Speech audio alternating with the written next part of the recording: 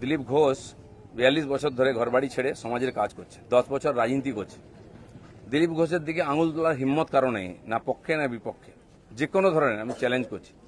যাদেরকে আমি নিয়ে এসে নেতা বানিয়েছি, যারা বিজেপি দেশে করে খাচ্ছে, তাদেরই বেশি পেট ব্যথা হচ্ছে। দিলীপ ঘোষ পার্টি ছাড়বে কিনা, কোথায় যাবে, অনেকে দুশ্চিন্তাগ্রস্ত, অনেকে আনন্দিত।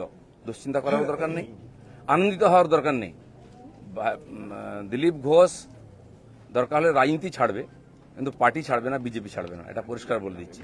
মুখ্যমন্ত্রী মমতা বন্দ্যোপাধ্যায়ের আমন্ত্রণে সাড়া দিয়ে বুধবার দীঘায় জগন্নাথ মন্দিরের অনুষ্ঠানে যান সস্ত্রীক দিলীপ ঘোষ। দিলীপের এই সফর বিজেপি অনুমোদন করে না বলে জানিয়েছেন দলের রাজ্য সাধারণ সম্পাদক সুকান্ত মজুমদার। নাম না করেই দিলীপকে আক্রমণ করেছেন বিরোধী দলনেতা শুভেন্দু অধিকারীও। আপনি দলের দায়িত্বশীল লোককে প্রশ্ন করবেন, তিনি উত্তর দিবেন, বা দলের স্ট্যান্ড যদি ঘোষিত হয় তাকে সমর্থন করার দায়িত্ব আমার। ব্যক্তিগত ব্যাপার, তিনি যাবেন কি যাবেন না, ওনাকে ব্যক্তিগতভাবে আমন্ত্রণ করা হয়েছে, পার্টি এন্ডোর্স করে দেয়। পার্টি মনে করে যখন একদিকে হিন্দুরা মার খেয়েছে মুর্শিদাবাদে, পার্টি যেভাবে হিন্দুদের মন্দির ভাঙা হয়েছে, যেভাবে হিন্দুদের বাড়িঘর জ্বালিয়ে দেওয়া হয়েছে, তারপরে ওখানে যাওয়া মানে আমার মনে হয় ওটাকে ইগনোর করা। এসবের মাঝে বৃহস্পতিবার সকালে দীঘার বিচে প্রাতঃভ্রমণে বেরিয়ে চাচা ছোলা ভাষায় যার জবাব দিলেন বিজেপি নেতা দিলীপ ঘোষ। দিলীপ বললেন, যারা মমতার আঁচলের তলায় থেকে রাজনীতিতে বড় হয়ে বিজেপিতে এসে করে খাচ্ছে, দিলীপ ঘোষ তাদের থেকে শিখবে না। যারা 21 সালে এসছে, 20 সালে বিজেপিতে এসছে না, তারা বিজেপি বুঝতে পারবে না। কেউ কেউ RSS দেখাচ্ছে, কেউ কেউ হিন্দুত্ব বোঝাচ্ছে। দিলীপ ঘোষকে হিন্দুত্ব বোঝাবেন না। আমার কাটলে গায়ে হিন্দুর রক্ত বেরোবে, বিজেপির রক্ত বেরোবে। বাকিদের গায়ে কি রক্ত আছে আমি জানি না, কারণ বহু জায়গায় ঘুরে এসছেন তারা। কে বড় বড় কথা কারা বলছে? যারা মমতা ব্যানার্জি আঁচলের তলায় থেকে নেতা হয়েছে। আরো বড় বড় কথা বলছে, অনেকে চরিত্রের কথা বলছে, যারা কালীঘাটের উচ্ছিষ্ট খেয়ে জীবন কাটিয়েছে, আজকে বিজেপির উচ্ছিষ্ট খেয়ে বেঁচে আছে, তারা দিলীপ ঘোষকে ক্যারেক্টার সার্টিফিকেট দিচ্ছে। আর এই দালালরা যেদিন থেকে পার্টিতে এসছে, বিজেপির গন্ধও চলে গেছে, বিজেপির স্বাদও চলে গেছে। লোক বিজেপির ভরসা করতে পারছে না। তাই ভরসা ফিরিয়ে আনার জন্য লড়াই করুন, নাটক করবেন না। অনেকে চরিত্রের কথা বলছে, সেই প্রসঙ্গ তুলে সমালোচকদের জবাব দিলেন বিজেপির প্রাক্তন রাজ্য সভাপতি। আরো বড় বড় কথা বলছে, অনেকে চরিত্রের কথা বলছে, যারা কালীঘাটের উচ্ছিষ্ট খেয়ে জীবন কাটিয়েছে, আজকে বিজেপির উচ্ছিষ্ট খেয়ে বেঁচে আছে, তারা দিলীপ ঘোষকে ক্যারেক্টার সার্টিফিকেট দিচ্ছে। যারা 4টে বিয়ে করে, 14টা গার্লফ্রেন্ড রাখে, রাত্রের জীবন একরকম, দিনের জীবন একরকম, তারা দিলীপ ঘোষকে ত্যাগী ভোগী বলছে। আহাম্মক। রাস্তায় দাঁড়িয়ে বলো, লোকে কি বলবে? দিলীপ ঘোষ আজকেও রাস্তায় দাঁড়িয়ে আছে, কালো দাঁড়িয়েছিল, আগামী দিনেও থাকবে।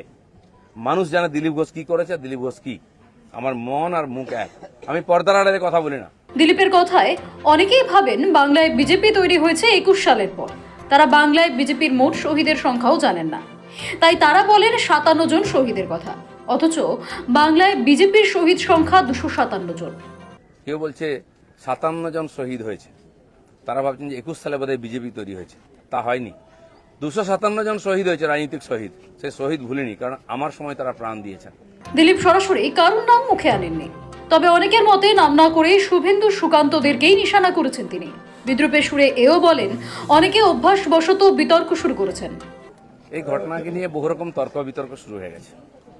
ভগবানকে তর্কের উপরেই রাখা উচিত, কিন্তু অভ্যাসবশত অনেকে বিতর্ক শুরু করেছেন।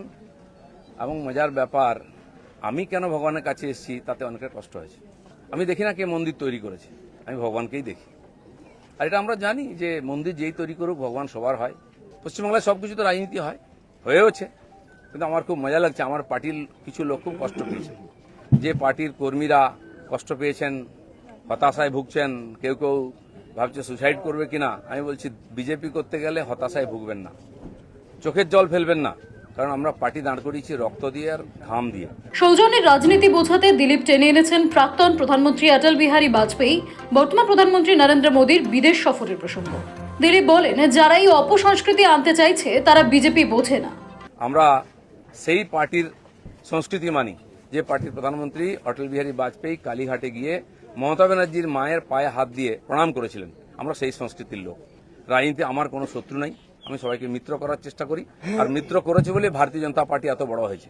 অন্য পার্টির বহু নেতা এসে পার্টিতে নেতৃত্ব করছেন। তো সেই জন্য আমরা সেই সংস্কৃতির লোক, সেই পার্টির কর্মী যে পার্টির প্রধানমন্ত্রী অটল বিহারী বাজপেয়ী শান্তির বার্তা নিয়ে বাসে চড়ে লাহোরে গেছিলেন, শত্রুর দেশে গেছিলেন, ঘোষিত শত্রু পাকিস্তান। প্রধানমন্ত্রীর সঙ্গে আলাপ করেছিলেন। ফিরে আসার পরে পাকিস্তান আক্রমণ করেছিল, কার্গিল যুদ্ধ হয়েছিল, অটল বিহারীর হাত কাঁপেনি, মিরাজ পাঠিয়ে দিয়ে, সেনা পাঠিয়ে দিয়ে সমস্ত বাংকার গুঁড়িয়ে দিয়েছিলেন। এটা বিজেপি সংস্কৃতি।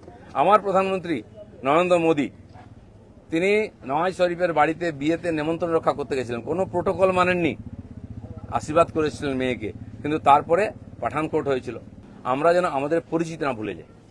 আমার পাড়ায় বিয়ে হচ্ছে টিএমসি নেতার বাড়িতে, সে টিএমসি করে বলে তার বাড়িতে আমি বিয়েতে যাব না। এই ধরনের জঘন্য নিম্ন রুচির রাজনীতি দিলীপ ঘোষ করে না, করবেও না, এটা আমি ঘৃণা করি। টানা 8.5 মিনিটে একাধিক প্রসঙ্গ টেনে এনেছেন দিলীপ। রাগে গজগজ করতে করতে বললেন, দিলীপ ঘোষ 42 বছর ধরে ঘরবাড়ি ছেড়ে সমাজের কাজ করছে, তার দিকে আঙুল তোলার ক্ষমতা কারণ নেই। দিলীপ ঘোষ 42 বছর ধরে ঘরবাড়ি ছেড়ে সমাজের কাজ করছে, 10 বছর রাজনীতি করছে।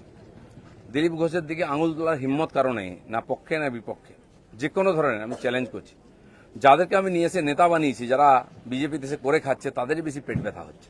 তিনি রাজ্য সভাপতি থাকাকালীন বাংলায় বিজেপির সংসদ সংখ্যা 18তে পৌঁছেছিল, বিধায়ক সংখ্যাও 77-এ পৌঁছয়। এই প্রসঙ্গ টেনে দিলীপ বলেন, এখন বিধায়কেরা দল ছেড়ে চলে যাচ্ছেন, সাংসদ সংখ্যা কমছে, পঞ্চায়েতেও নেতা কমছে। কেন এই পরিস্থিতি? বিজেপির কর্মীরা পেছনে তাকায় না, ভয় পায় না, সন্দেহ করে না। যতদিন আমার মনের মধ্যে, আমাদের কর্মীদের মধ্যে সন্দেহ ছিল না, বিভেদ ছিল না, পার্টি এগিয়েছে। যেদিন থেকে এই ধরনের অপসংস্কৃতি ঢুকেছে, তখন থেকে পার্টি পিছোচ্ছে। তার ফলে 77 সিট জিতেছিলাম, আজকে 1 ডজন এমএলএ আমাদের ছেড়ে চলে গেছে, এমপি চলে যাচ্ছে, পঞ্চায়েত, জেলা পরিষদ, সমিতি চলে যাচ্ছে। কিন্তু আমি বলছি, আমাদের বিচারধারা, আমাদের রাস্তা ঠিক আছে।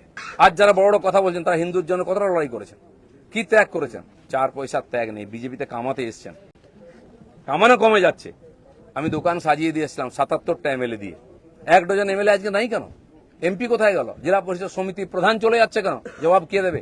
21-এর পর থেকে বিজেপি নামছে, 41% ভোট আর 121টা বিধানসভায় আমরা লিড নিয়েছিলাম।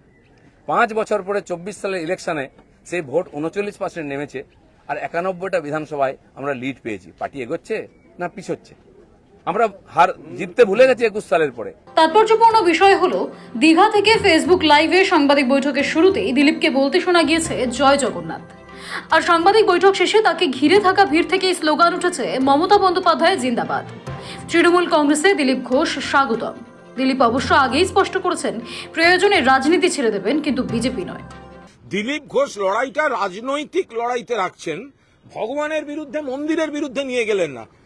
কিন্তু যারা ভেজাল হিন্দু, যারা শুধু রাজনীতি করার জন্য হিন্দুত্বকে ব্যবহার করছে, তারা লড়াইটা মন্দির আর জগন্নাথ দেবের বিরুদ্ধে নিয়ে চলে গেল।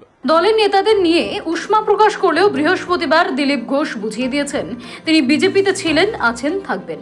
অনেকে তাকে সরানোর চেষ্টা করছে বলেও অভিযোগ তুলে তিনি বলেন, লাভ হবে না। কর্মীদের উদ্দেশ্যে তার বক্তব্য, ভয় পাবেন না। অনিমেষ প্রামাণিকের রিপোর্ট, সময়, কলকাতা।